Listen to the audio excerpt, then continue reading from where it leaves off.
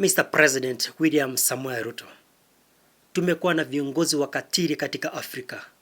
Tumekuwa na kina Idi Amin, tumekuwa na kina Hitler, tumekuwa na the second president of this country Daniel Toroitich arap Moi, but hatukuona ukatili, unyama wa kuattack watu wa Mungu katika makanisa.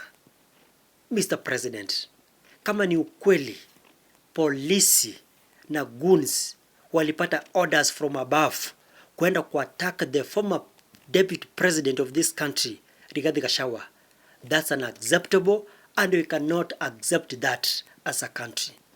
Kila mtu akona weaknesses zake, kila mtu akona differences zake, but Mr. President, polisi na goons wanaenda kanisa la Mungu ambapo watu wanaomba, ambapo kila Sunday unachukua Biblia Mr. President na deputy wake Kithure Kindiki, mnaenda kuomba Mungu, and then mnachukua polisi wanaenda kuattack the former deputy president Rigathi Gachagua.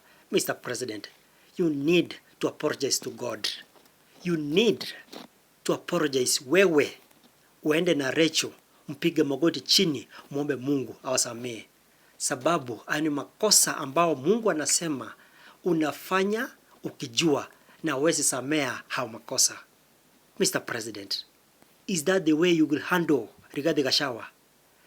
Kwani Rigathi Gachagua hana demokrasi ya kwenda kanisa yoyote katika nchi yetu ya Kenya kuweza kuabudu huko? Ama wewe peke yako na wafuasi wako ndio wanakona haki ya kwenda kuabudu katika makanisa ambayo tuko nao katika nchi yetu ya Kenya? Mr. President, ni makosa makubwa kutuma polisi na magoons kwenda kuattack, kupiga gari, kutupa tear gas kwa kanisa ya Mungu. Mr. President, tunakuheshimu kama rais, but hiyo ni siasa mbaya ambayo unaleta katika kanisa ya Mungu. Hata kama ni tactics unatafuta kuhandle Rigathi Gachagua, sio kwa kanisa. Enda mikutano wataki Rigathi Gachagua vitu unafanya. But kanisa ambapo kuna wazee, kuna kina mama, kuna pastor, unawarushia tear gas. Mr. President, what are you showing to the country? Hapo ndio Singapore unatupeleka Mr. President. Unawezaje waambia wa promise wa Kenya unatupeleka Singapore and yet uweze tupatia right ya kuabudu sababu iko katika katiba. Democracy of worship. You have a right to worship in any church kama sisi wa Kenya. But inafika time unatuma polisi wanaenda kuattack Rigathi Gachagua. Mr. President, that's unacceptable. Unajaribu kusikia the church leaders. Sababu kama tuliona pastor akitoka katika kanisa wamerushiwa tear gas, kumaanisha hata Sunday ingine Rigathi Gachagua ataamka ataenda kanisa ingine, ataambia watu mtakuja kuabudu kanisa lenu, na pastors jo watake furugu au hata kubaria Rigathi Gachagua kwenda kuabudu hiyo kanisa. On that process, Mr. President, utakuwa umesucceed kudina Rigathi Gachagua sababu atapatiwa opportunity kwa kanisa kwenda kuabudu huko.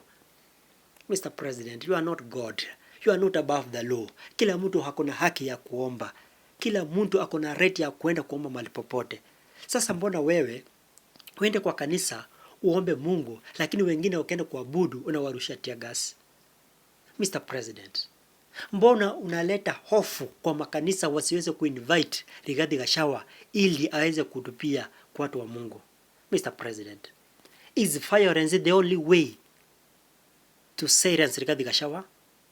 Mr. President, nimehusunika sana Mr. President, sababu kuna wafuasi wa Rigathi Gachagua, kuna MPs wa Rigathi Gachagua, kuna MCS wa Rigathi Gachagua, kuna watu wanataka kuwa gavana katika chama cha DCP. Kumaanisha you will scare these people wasiweze kujoin Rigathi Gachagua ili waweze kuingia kwa kambi yako. Mr. President, hizo siasa za kitambo zilisha kitambo. Mr. President, that's unacceptable and hatuwezi accept kama country. Kila mtu akona weaknesses yake. Si Rigathi Gachagua ni mkamilifu, si wewe ni mkamilifu. Kila mtu akona udhaifu wake. But kenye umefanyia Rigathi Gachagua si poa. Na kama Rigathi Gachagua wewe ni umekaa chini na timu yako ili uweze kustrategize, ili uweze kuwekelea serikali, Mr. President, chukua hatua, sababu serikali iko na mkono mrefu. Arrest ya watu wamepanga wapelekwe kotini. Interior CS wa Interior Kipchumba Murkomen, kama ukweli ni Rigathi Gachagua wamepanga na serikali iko na mkono mrefu, chukua watu tuone kotini. But kama hakuna hatua itachukuliwa kwa hao watu, kama Rigathi Gachagua ndiye amepanga, tutajua ni serikali. Na hilo ni tisho katika nchi yetu ya Kenya, na hatutakubali kama sisi wa Kenya, sababu kila mtu akuna huru wa kuabudu mahali popote anataka. But itawezekana ati mtu mmoja, hata kama huwezi kubaliana na yeye, unatuma magoons na polisi wanaenda kuattack Rigathi Gachagua, and then unatuambia unatupeleka Singapore. Mr. President, that is a hypocrisy of the highest order, and we cannot accept that as a country. Subscribe to my channel, Kiongozi wa Wanyonge, the voice of the people.